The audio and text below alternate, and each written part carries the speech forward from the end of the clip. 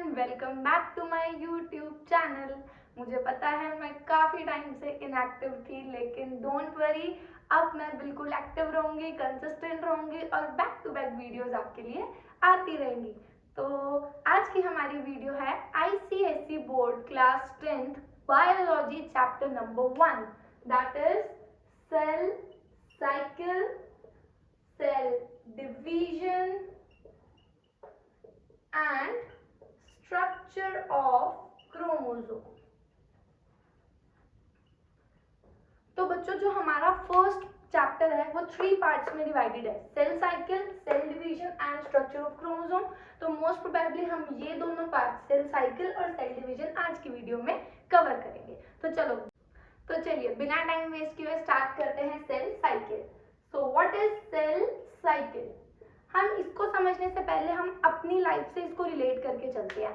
हमारी लाइफ में जब हमारा बर्थ हुआ और जब हमारी डेथ होगी, तो बर्थ से लेके डेथ के अंदर कितने सारे इवेंट्स आते हैं। पहले हम छोटे बेबी होते हैं, फिर हम ग्रो करते हैं साइज में, फिर हम बड़े होके स्कूल जाते हैं, फिर सेम वे हम एडल्ट होते हैं, देन हम सीनियर सिटीजन बनते हैं, है ना। तो वो बर्थ से लेके डेथ तक की जर्नी में जितने भी हमारे इवेंट्स हैं, जिसमें हम ग्रो करेंगे, जिसमें हम अपना काम करेंगे, जिसमें हम रिप्रोड्यूस करेंगे, तो वो सारे इवेंट्स किसके अंदर आते हैं? हमारी लाइफ साइकिल में। तो सेम वे सेल के अंदर, सेल सबको पता है, cell is the basic structural and functional unit of life. हमारी जो लाइफ है वो किससे स्टार्ट हुई थी? एक सिंगल सेल से, दैट इज जाइगोट। और हम इतने बड़े मल्टी सेलुलर आज ऑर्गेनिज्म है, तो वो किसकी वजह से? सेल की वजह से। सेल अपनी साइकिल कंप्लीट करता है, उसी के अंदर वो डिवाइड करता है और एक से इतने सारे लाखों करोड़ों सेल ने बना दिए। ठीक है बच्चों, तो सेल साइकिल क्या है? Cell cycle is the series of events that occurs throughout the life of cell। तो सेल की लाइफ के अंदर जब एक सेल बना और जब वो मरेगा, तब से लेके एंड तक सेल की लाइफ के अंदर जितने भी हमारे इवेंट्स आते हैं, वो सब इवेंट्स सीरीज वाइज जब हम उनको कैटेगराइज करेंगे तो वो किसके अंदर आएंगे?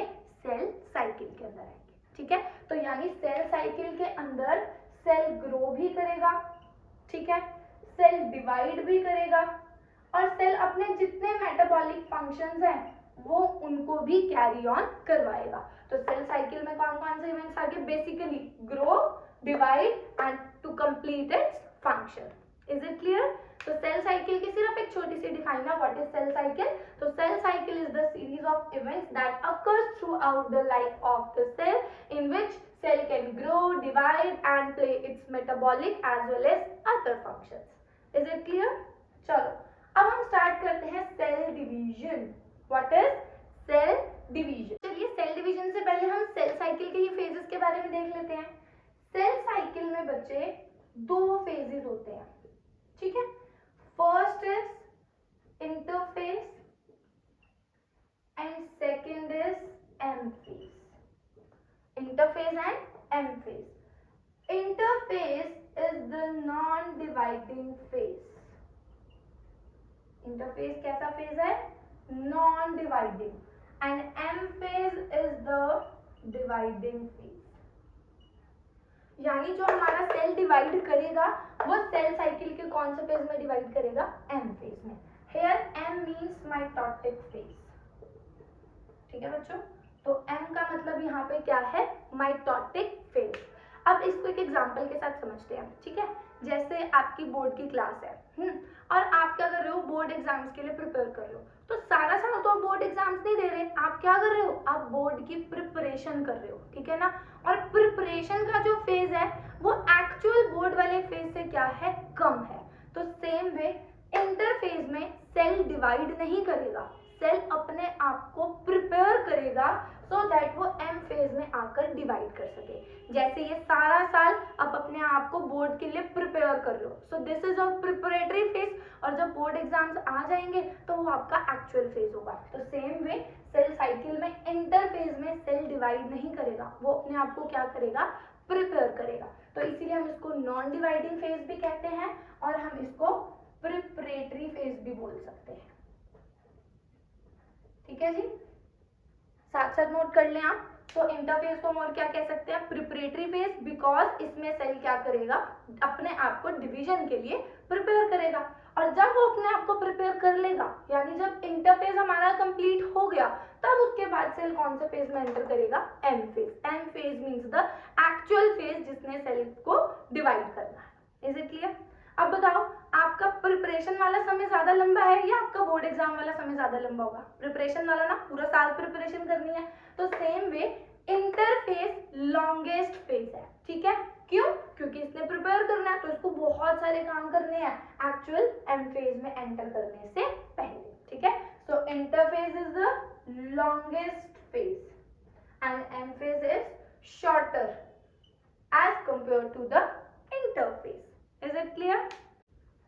तो चलिए अब हम डिटेल में स्टडी करेंगे इंटरफेज। इंटरफेज यानी प्रिपरेटरी फेज। आपके बुक्स में कुछ इस तरह से डायग्राम होगा, एक सर्कल होगा, ठीक है, और उसमें इतना सारा पार्ट यहां से यहां तक का ये आएगा इंटरफेज में। ठीक है, till here, from here to here, and जो इतना पार्ट है वो आएगा हमारा एम फेज में, यानी डिवाइडिंग फेज। अब हम इंटरफेज को फर्दर आगे 3 पार्ट्स में डिवाइड करेंगे। ठीक है बच्चों, first is G1 phase, second is S phase and third is G2 phase. तीनों बहुत इंपॉर्टेंट है और ये वाला फेज सबसे ज्यादा इंपॉर्टेंट। 1 मार्क्स में एस फेज के बारे में बहुत बार पूछा है, तो चलिए पहले इसकी फुल फॉर्म देख लें। जी हेयर मींस ग्रोथ, आप इसको ग्रोथ 1 फेज भी कह सकते हैं या आप इसको गैप 1 फेज भी बोल सकते हैं। ठीक है बच्चों, S phase means synthesize, S means synthesize, synthesize का मतलब बनना। तो देखते हैं आगे इसमें क्या बनेगा। G2 मींस ग्रोथ 2, या फिर हम इसको गैप 2 फेज भी बोलते हैं। ठीक है, अब डायग्राम से इसको डिवाइड कर ले। अप्रोक्सीमेटली इतना हमारा G1 फेज है, ठीक है, एंड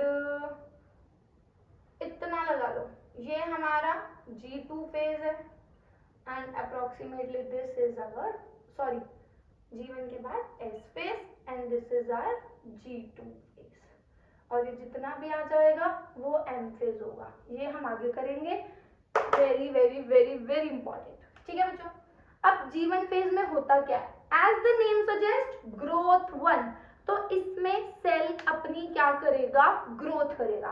पहले जो सेल है वो स्टार्टिंग में इनएक्टिव पड़ा हुआ है, तो इसमें सेल अपने आप को मेटाबॉलिकली एक्टिव करेगा।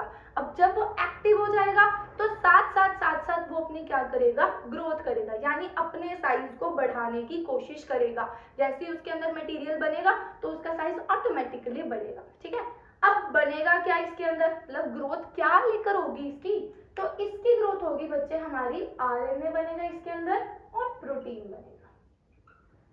ठीक है, तो G1 फेज के अंदर cell is metabolically active, you can write here cell is metabolically active, और एज वेल एज सेल अपने साइज को ग्रो करेगा आरएनए और प्रोटीन सिंथेसाइज करके। ठीक है, now come to S phase, very very very important. S means synthesize, तो क्या सिंथेसाइज होगा, डीएनए। क्या सिंथेसाइज होगा, DNA. Again very very important, जब सेल हमारा एम फेज में जाएगा ना, तो एम फेज में जाकर वो अपने क्रोमोसोमल मटेरियल को, यानी अपने जेनेटिक मटेरियल को वो डिवाइड करेगा। देखेंगे हम आगे कैसे कैसे डिवाइड करेगा। अब डिवाइड करने के लिए उसके पास मटेरियल होना भी तो चाहिए ना, तो इसीलिए एस फेज में वो जितना भी उसके पास डीएनए है ना, वो उसको डुप्लीकेट करके अपने कंटेंट को डबल कर देगा। Is it clear? तो एस फेज में सिंथेसाइज होगा, क्या होगा, डीएनए, और कुछ सिंथेसाइज नहीं होगा। सेल की ग्रोथ भी रुक जाएगी अभी, पर सेल का जो सारा मेन फोकस है वो किस पे होगा, डीएनए को सिंथेसाइज करने पे।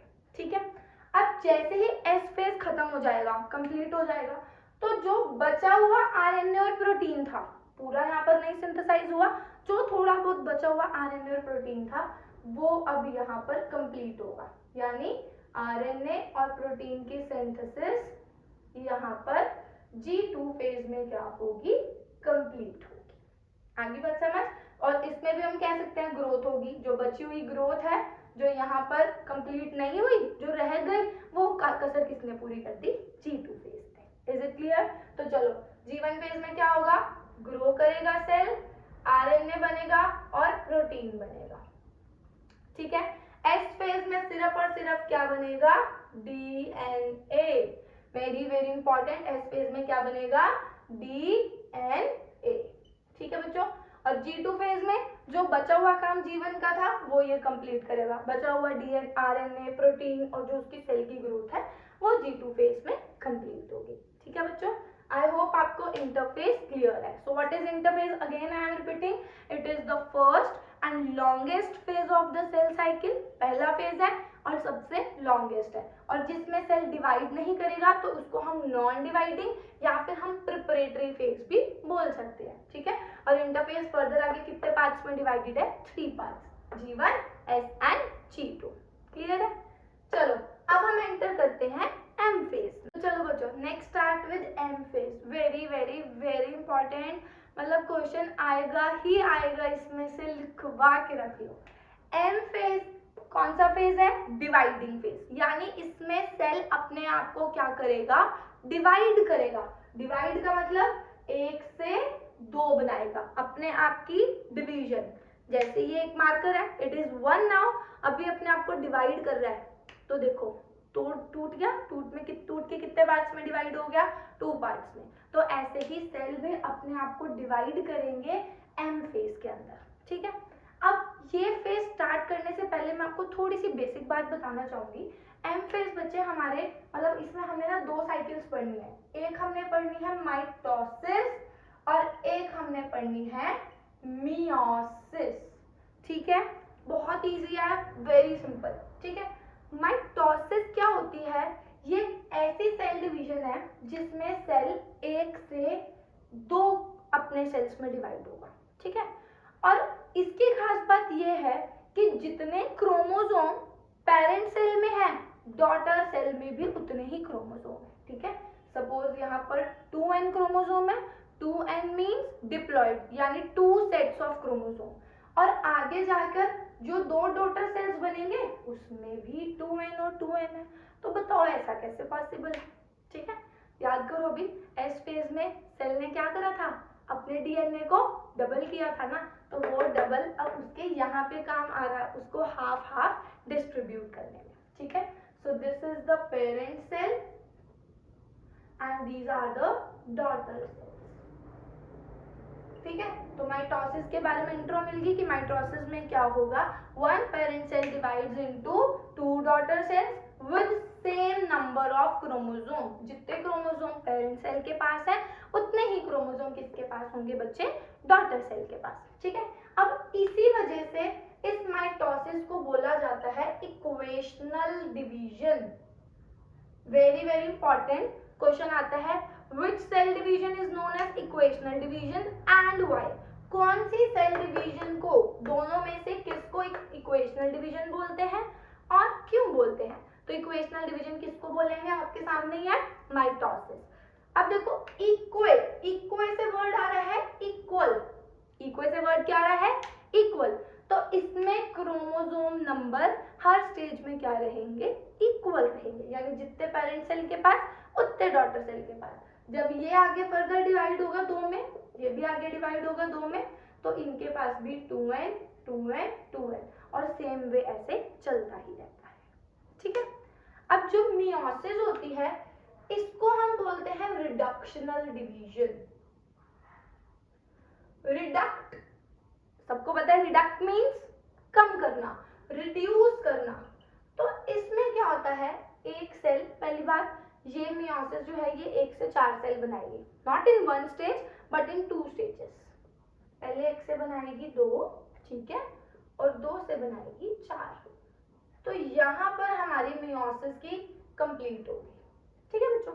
पर लेकिन जितने क्रोमोसोम पेरेंट सेल के अंदर थे, लाइक 2n, इसमें वो हाफ हो जाएंगे, nn, अगेन nn, ठीक है। अब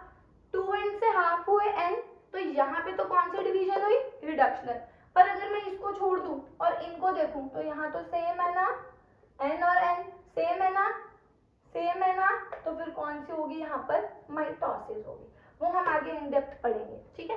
पर इसको रिडक्शनल डिवीजन क्यों बोलते हैं, आपको समझ आ गया, बिकॉज इसमें क्रोमोसोम नंबर पेरेंट सेल से डॉटर सेल्स में क्या हो रहा है, रिड्यूस हो रहा है, ठीक है। अब माइटोसिस कहाँ होगी और मियोसिस कहाँ होगी, ये देखते हैं। बच्चों हमारी बॉडी में ना दो तरह के सेल्स होते हैं, ठीक है। रिप्रोडक्टिव सेल्स को यानी गैमेट्स को छोड़ के, स्पर्म और एग को छोड़ के हमारी बॉडी में जितने भी सेल्स हैं उन सबको बोला जाता है सोमैटिक सेल। क्या बोलते हैं, सोमैटिक सेल, ठीक है। अब ये सोमैटिक सेल, ठीक है, कोई भी बॉडी का पार्ट, कोई भी एक्सेप्ट स्पर्म और एग, मतलब एक्सेप्ट रिप्रोडक्टिव सेल्स, हमारी बॉडी में जितने भी सेल्स हैं सभी किस नेचर के हैं, सोमैटिक सेल। तो अब ये सोमैटिक सेल जब डिवाइड होते हैं तो ये किससे होते हैं, माइटोसिस से, ठीक है। तो इनकी क्या होती है, माइटोसिस। अब अगर रिप्रोडक्टिव सेल्स की बात करें, ठीक है, तो ये जब डिवाइड होंगे तो ये किससे होंगे, मियोसिस से। Is it clear, first difference आ जाता है माइटोसिस और मियोसिस के अंदर। Mitosis takes place in somatic cell and meiosis takes place in reproductive cell. Somatic cell आप सबको पता है, अभी मैंने बताया कि रिप्रोडक्टिव सेल को छोड़ के हमारी बॉडी में जितने भी सेल्स हैं वो सभी कौन से सेल्स हैं, सोमैटिक सेल, ठीक है। यानी सपोज कहीं पे चोट लग गई, ठीक है, इंजरी हो गई, वहां के सेल्स डैमेज हो गए, तो उसकी जगह वो नए सेल्स आएंगे, तो वो कौन से सेल्स होंगे, सोमैटिक सेल। और वो जो आएंगे नए सेल्स वो किस डिवीजन से आएंगे, माइटोसिस से, ठीक है बच्चों। और मियोसिस से कौन से सेल, रिप्रोडक्टिव सेल। अब इसकी भी पीछे मैं आपको रीजन बताऊंगी, अभी बताती हूँ कि रिप्रोडक्टिव सेल के लिए मियोसिस ही क्यों बनी है, माइटोसिस क्यों नहीं बनी। तो बच्चों मियोसिस रिप्रोडक्टिव सेल में क्यों होती है, ठीक है। जब सेक्सुअल रिप्रोडक्शन की बारी आती है तो कितने गैमेट्स इन्वॉल्व है, 2 gametes, male gamete sperm, female gamete ओवा या फिर एग, ठीक है। अब ये स्पर्म भी तो एक तरह का सेल है और जो एग है वो भी तो एक तरह का सेल है। अब सपोज लेट कर लेते हैं, ठीक है, लेट स्पर्म के पास और एग के पास, ठीक है, दोनों के पास, जस्ट वेट, दोनों के पास कितने क्रोमोसोम्स है, 2n 2n। 2n का मतलब, 2n का मतलब अभी मैंने बताया आपको, डिप्लॉयड, ठीक है। अब अगर ये दोनों कंबाइन होंगे, ये दोनों कंबाइन होके क्या बनाते हैं, सबको पता है, जाइगोट। तो जाइगोट के अंदर कितने हो जाएंगे, 2n 2n, और जाइगोट के अंदर तो बेचारे के अंदर 4n हो गए। क्या ऐसा पॉसिबल है कि ह्यूमन सेल्स के अंदर क्रोमोसोम नंबर अलग अलग हो, नहीं ना। क्रोमोसोम ह्यूमन सेल्स के अंदर कितने हैं, 46 क्रोमोसोम, यानी 23 पेयर्स, ठीक है बच्चों। तो अब बताओ ऐसा पॉसिबल है, नहीं ना। लेकिन अगर मैं बात करूं स्पर्म की, अब स्पर्म और एग के पास n और n है, तो ये कंबाइन होकर जाइगोट कितने का बनाएंगे, 2n का बनाएंगे ना। तो हमारा जो प्लॉइडी लेवल है, यानी जो क्रोमोसोम नंबर है, उनको जाइगोट के अंदर मेंटेन करना है, उनका क्रोमोसोम नंबर हमें डिस्ट्रॉय नहीं करना है। तो इसीलिए स्पर्म जब भी बनता है और एग जब भी बनता है तो इनकी क्या होती है, मियोसिस होती है। ये दोनों किससे बनते हैं, मियोसिस से, ताकि इनके पेरेंट सेल के पास अगर 2n है तो इनसे इनके पास n आ सके, रिड्यूस होके हाफ आ सके। सेम इसके पास भी n आ सके, तभी ये n और n कंबाइन होके क्या बनाएंगे, 2n बनाएंगे, यानी जाइगोट बनाएंगे। इससे हमारे जो जाइगोट है, यानी जो ह्यूमन क्रोमोसोम है, उनका जो क्रोमोसोम का नंबर है वो जो बैलेंस खराब नहीं होगा, वो बैलेंस क्या रहेगा, कांस्टेंट रहेगा। आगे बात समझ, ठीक है। अदरवाइज नहीं तो ऐसे तो डबल डबल डबल होता रहेगा तो खराब हो जाएगा, ठीक है।